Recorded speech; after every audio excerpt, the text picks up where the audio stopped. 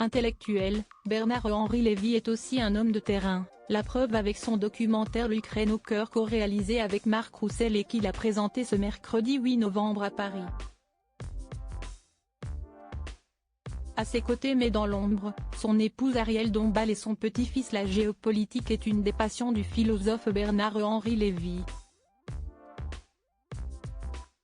Si est-il donc sans surprise que l'intellectuel de 75 ans s'est penché sur l'Ukraine, frappé par la guerre depuis plus d'un an et demi.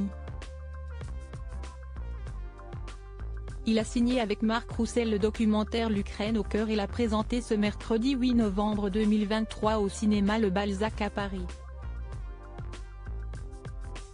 Le but de l'écrivain ? Témoigner du courage au peuple ukrainien face aux attaques de la Russie. De quoi susciter l'immense émotion d'Olena Zelenska, première dame de ce pays meurtri et qui a participé à cette projection puissante. L'épouse de Volodymyr Zelensky a applaudi ce travail en présence de nombreuses personnalités françaises. Assis aux côtés de la digne et élégante représentante de l'Ukraine qui est à Paris pour inaugurer un institut culturel ukrainien et récolter des fonds pour sa fondation humanitaire, Bernard-Henri Lévy a pu également compter sur la présence de son épouse. Habituée à la lumière, la réalisatrice et actrice des Secrets de la princesse de Cadignan Arielle Dombasle est restée dans l'ombre ce soir-là. On a pu l'apercevoir en compagnie du petit-fils de son époux, Lucien Lévy, né en 2009. Si son grand-père est célèbre, ses parents aussi puisqu'il s'agit de la femme de lettres Justine Lévy et de l'acteur Patrick Mille. L'écrivaine et éditrice avait publié au mois de mai un post rassemblant des photos de son fils et son mari, preuve de leur tendre complicité. Le même soir, le duo toutefois était avec son autre enfant, sa fille Suzanne, pour une autre avant-première, celle du film Le Petit Blond de la Casbah au cinéma Publicis.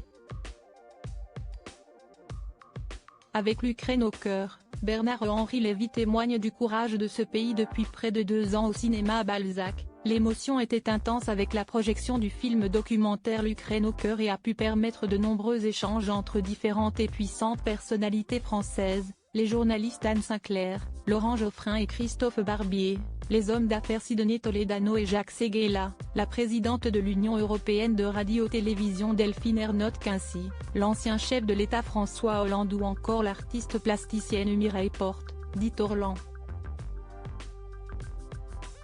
Ode à l'héroïsme, l'Ukraine au cœur succède à Pourquoi l'Ukraine et Slava Ukraini.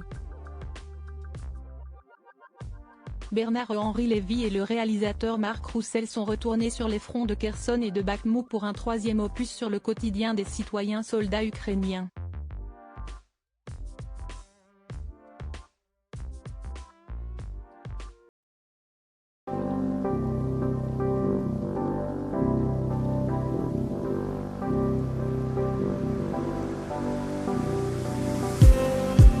Just